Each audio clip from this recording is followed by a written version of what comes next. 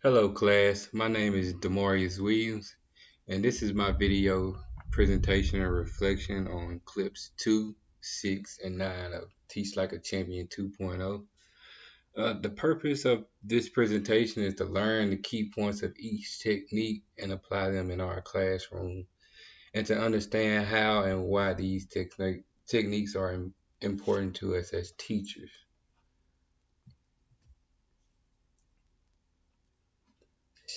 Standardize the format clip 2, question 1. What are the key points for this clip? Uh, my key learnings for this clip were the gathering information by observation, place consistency, and student understanding for mastery.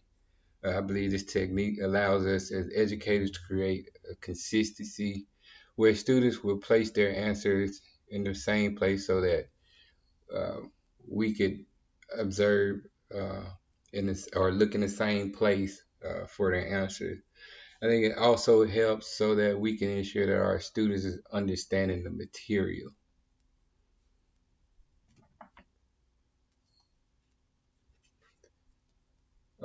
Question 2, how did this information impact your thinking? Uh, this information impact my thinking because it allows me to see if my students are actually completing their work correctly. Um, it also ensures me that the students aren't just writing questions and answers down. And if I see students are writing the wrong answers instead of correcting it, I can just remind them to check their work, which benefits the students and me as well.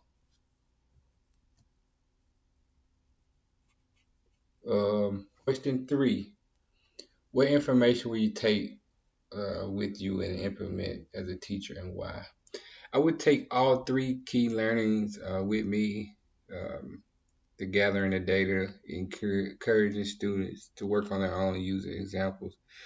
Because it's a great way to leverage my ability to understand what's happening in my classroom. It also gives me a great way to differentiate answers. Another thing is they can use, I can use these or use examples and encourage them to work on their own before uh, they ask for my help.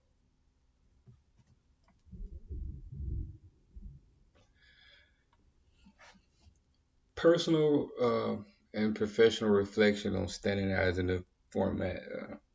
From a personal standpoint, I think this technique would be highly efficient for checking students' work and to be efficient as well, because I believe it can cut down on time uh, to take it to glance by students writing in the same spot. Uh, Professionally, I believe it's efficient too. I think it can make sure that every student in my classroom has an understanding of the material. It will also allow for me to disrupt students less because I won't have to ask them to help me find their answers.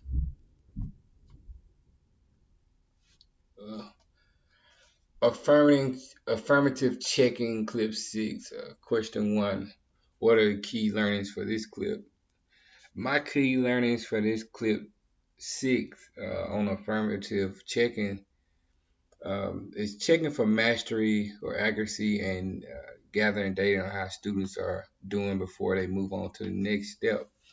This helps students know that if they're on track and lets me know if the concepts need reteaching. Question 2, how did this impact my thinking? This impacted my thinking because I instantly noticed that students were held accountable in fixing their and spotting their errors. Uh, the teachers are able to reteach for mastery on the day's objective. It also lets the students know that getting a problem wrong is just as normal as getting a problem right.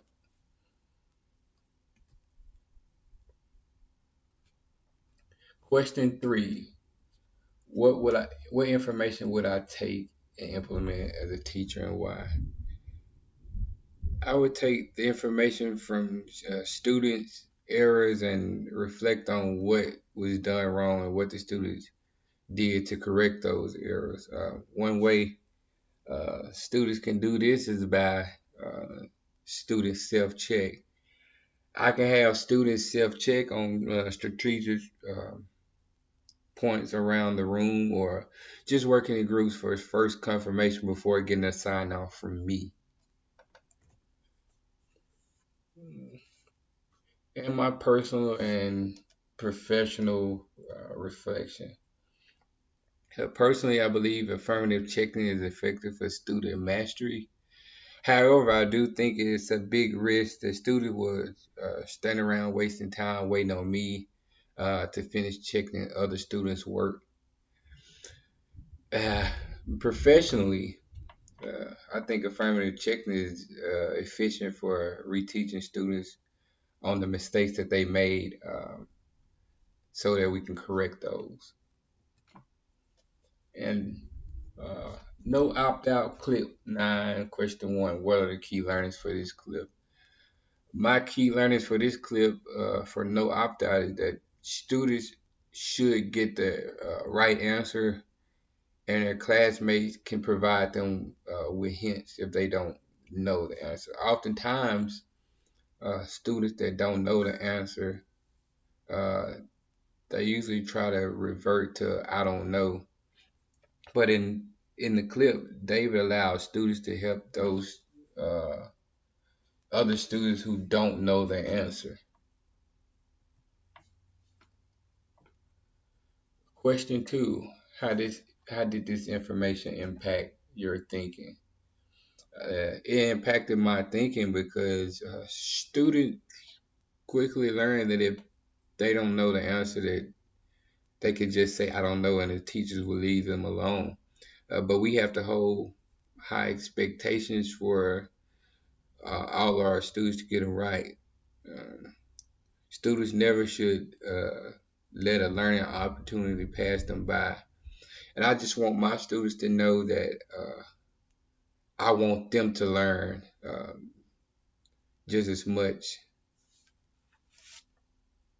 And then question three: what information would you take from this and implement it as a teacher?